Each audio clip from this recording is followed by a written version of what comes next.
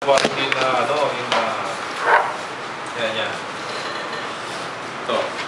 So in a March 19th letter by yours truly sa director ng NBI, Cesar Rojas, who is from the base.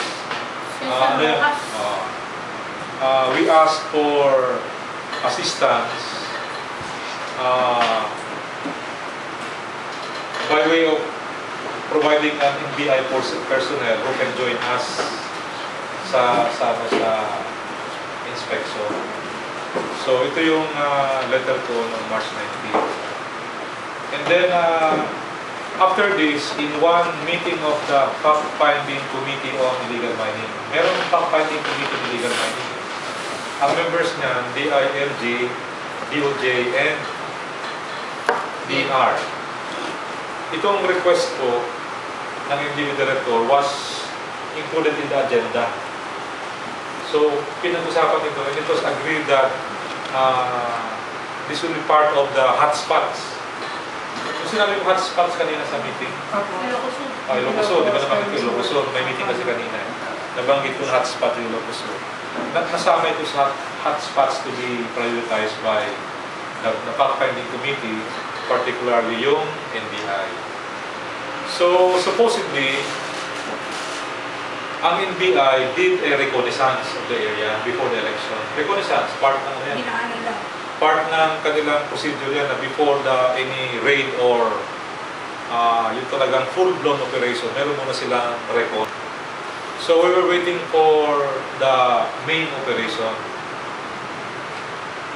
So, yun ang inaabangan ninyo dapat, diba? Kailan po yung dapat? Well, supposedly... Dapat April yun, diba? April. So, but hanggang ngayon, we are still waiting for that. So, with that, as background, nandito ngayon si Mr. Ines.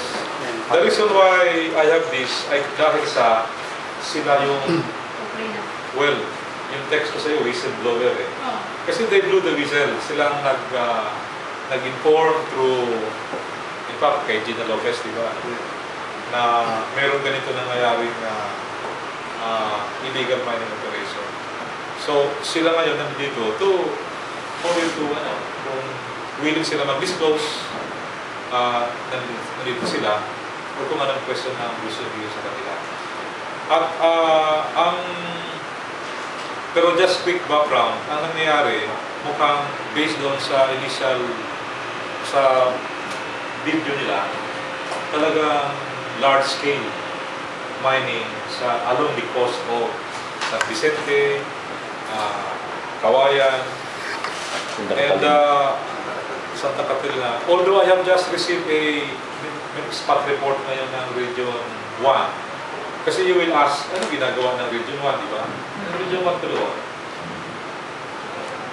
Dito sa report niya, kino-confirm niya na mining activity in San Sebastian, San Vicente ongoing. The operation is considered illegal. San Sebastian and San Vicente?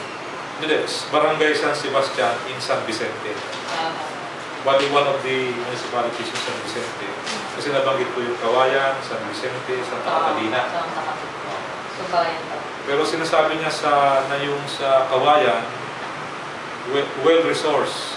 Ang involved na mining company is one named Well Resource Mining Corporation. Sinasabi niya dito na nag-stop, pero yung stockpile is intact and the CDO was issued. Sinasabi niya rin na existing yung company ng Well Resource?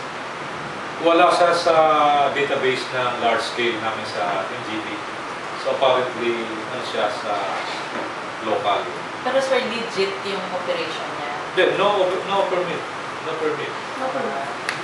Kasi no permit issued by the national government. Tapos yung operation na kinocomplain ng Mr. Ines ay large scale eh. Pero sir, itong Well Resource mining company? Partnership with the other mining company. Mayroon pa yung Well Resource. Blacksand din yun dun sa gitna na kayo. Partnership with Nikuwa. Hindi ba sir, Blacksand din yun. Blacksand din yung Nikuwa. Oo, dun sa Sir, Nikuwa. meron na rin kayong ano na before? Yung Blacksand, yung Nikuwa naka-suspend pa rin. Kaya nga sir. Suspended. Anyway, so yun, Well Resource Mining Corporation. Tapos, anyway, nabanggit ko lang ito. So, with that, as background, ibigay ko na kayo kay Mr. Medyo Ines, ha? Yung fearless na ano ito? Fearless na advocate ng ng no mining in his town and related Santa Catalina. He is from the place, and nung minsan sabi ko sa kanya na mag-ingat siya, sabi niya hindi na raw siya takot kasi takot na siya matagal eh. Parang to that effect, ano? Sige, so, Mr. Ines. Ano po Sige, siya Mr. Ines. na NGO? Or NGO very direct registered. Actually, may I present to you, Reverend Father Albert Rosario Rabe.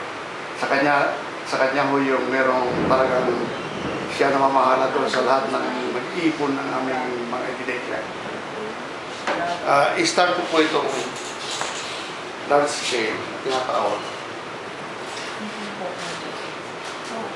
Nandun sa wall ni Father Rabe.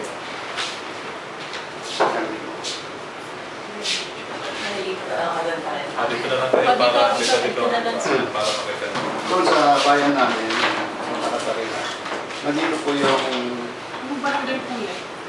Namnama. Ito po yung talagang Kamurong. sitio ng